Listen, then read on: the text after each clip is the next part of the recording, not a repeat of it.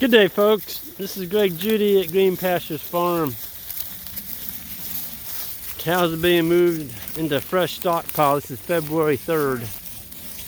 And we're putting them on a piece of grass that hasn't had anything on it since about middle of October. And they are ready to go. I don't say I blame them. Everywhere they look, there's green grass. It's February 3rd. And they're getting to eat green grass today. We fed them hay this morning on the old paddock. That was grazed off back in that ice storm. And what happened is we had this 1.5 inches of rain, and we were rotating them all down through there.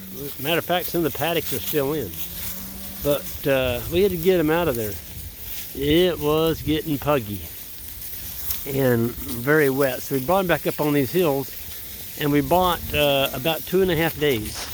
We had a little stockpile left up there, and by feeding them a little bit of hay, we were able to do this. And so now we've got them on a hill paddock tonight, and those bottoms are still a little bit wet. So we're going to buy, we got 4 paddocks here, so that's going to be 2 days that they'll be up on this ridge. And they're talking -2 below by this weekend with snow. So we'll be good to get down those bottoms again with -2 below. You won't have to worry about tearing up the pasture. Boy, these cattle look good for the middle of winter. I mean, we're into February.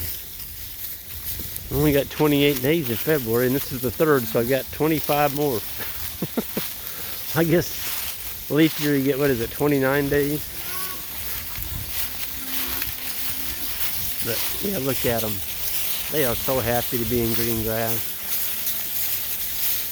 And they've got a bunch of it tonight.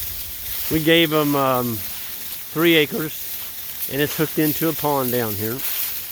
And you can see that's some of the damage over there from the ice storm we had here about 3 weeks ago. It snapped that whole tree off the top of it. That was a elm tree growing next to an oak. The oak tree made it fine, but that elm tree didn't fare so well. It's still wet out here, but you know, we're up on a hill, and the animals are doing good. They're gonna do even better when they get a good bite full of this. Look at that. Looks like April, not February. I think a lot of the success we're seeing on keeping our grasses greener is, you know, the biology in the soil. By trampling all this litter on the ground for the last, let's see, 13 years, we really started focusing on feeding the soil every time we graze. It's paying huge dividends now. We're growing all this grass. This farm right here, since we've leased it, which was in 2001, it's never had an ounce of lime, an ounce of fertilizer or anything. This is just grazing. This is just plain, just, you know, making sure you don't take it all. Trampling some on the ground, feeding the soil critters, earthworms, and all the beautiful microbes. And I get this a lot. People come by. I've had people say, "But Greg, why are you moving these animals? They still got grass here."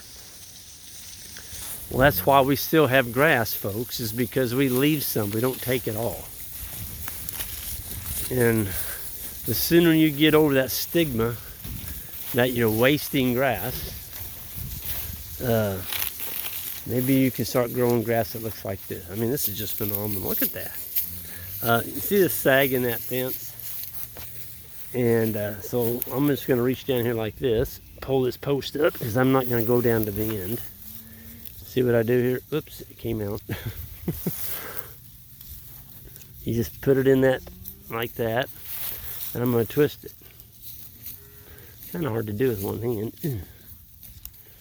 See, I'm just twisting it. That's my fence tightener. So I didn't have to go to the end of the fence to tighten my fence. And you stick it back in. Look at that. Nice and tight. Don't have to worry about a cow slipping under that. That little calf right there, he's always on the other side of the fence. every paddock we put him in, he goes to the other side of the fence. He's just, and that's fine. Them little guys, he'll grow up pretty soon. He'll get tall enough that when he tries to do that, he's gonna get shocked. So I don't mind him doing that. That's creep grazing. He's going ahead of the main cow herd and getting all the candy. He's eating the candy bars, just like a kid.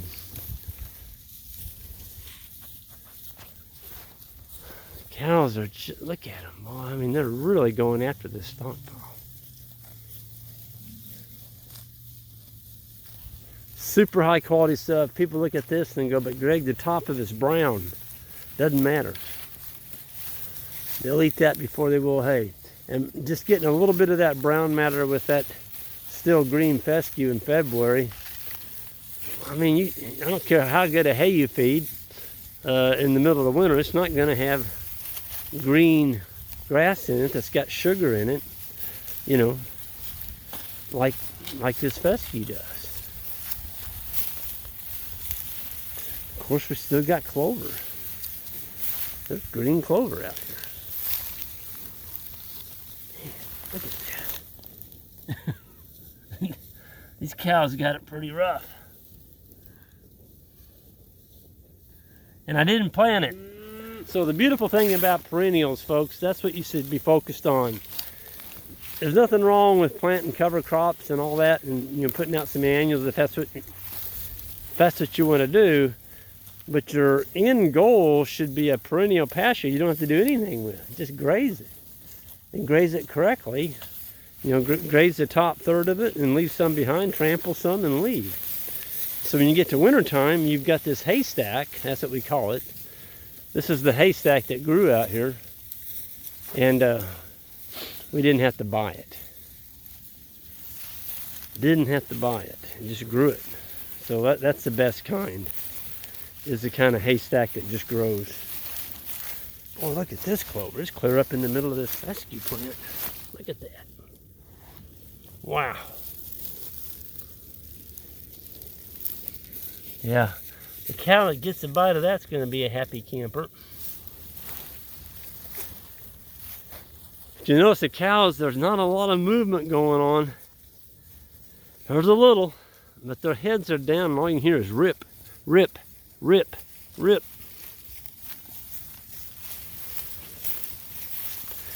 So they're going to graze. It's we moved them a little bit early because I'm going to do a online conference tonight in North Carolina, and so I've got to get back to the computer. Virtual, what they call virtual conference. It's a North Carolina Grazing Coalition or something like that.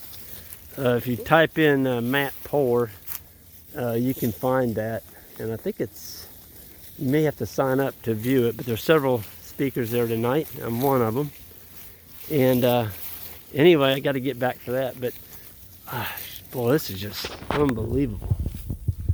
Watching these cows eat this fescue and clover. And we've got 4 strips like this. So in the morning, we'll come in here, we'll give them that other strip over there, and we just keep going across here and trying to buy more time, and we'll feed a little hay up here to get even more time out of it, to let that bottom drain out down there. This is Tuesday. So we got 3 days before it gets down to -3 below. After that, we're home free. That ground will be frozen hard. You're not going to worry about pugging, but it's soft down in there. That's all bottom land, way down over that hill there.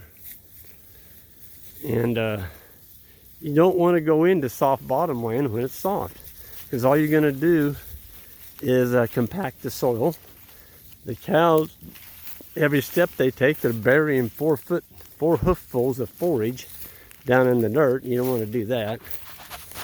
And so by all means, when it gets wet, I don't care if you've got it on your planting chart that you're going down there or whatever, change it. Make a new plan. That's what's challenging about this, is you've always got to be watching the weather, and you can't just mark down on a calendar when it's time to move them. Somebody asked the other day how old 14 was doing. He's looking pretty good.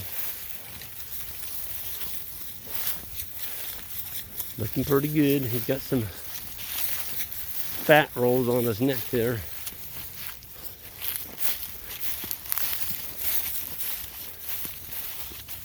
There's a cow. There's Grandma. That's just crazy. Grandma's had 17 calves in 19 years. She looks like that. She's bred back. I don't know. That cow is like the ever ready bunny. She just keeps going and going and going. Pretty cow for being 19 years old. Somebody asked the other day on the bulls, you know, when do we clamp them? We like to clamp them at 12 months of age. Let them use their testicles as long as they can to put on weight. That is testosterone. So we leave those on them as up to 12 months. Then we get them up and sort them out, and the ones that don't make the test, they get clamped or banded, and the rest of them are used as bulls. So I think we've got 90 this year that we're going to be getting up here at the end of this month, and they'll be going in with the sheep.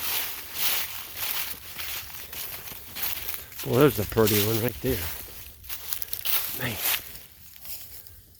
kind of hard to make a cow any prettier than that one. Just nuts. Anyway, I'm going to go ahead and sign off here. It's a beautiful February day, and just so thankful to be able to do this for a living. And everyone else thinking about it, you ought to give it a shot and get all your ducks in a row. Write your list of goals down. Educate yourself as much as possible. Read. And there's just a lot of people out there doing it. And find the ones that are doing it right, the way you want to do it, and emulate that. So I'm going to get off here. Everyone new to the channel, hit that subscribe button on the way out. Appreciate it, and we'll see you down the road.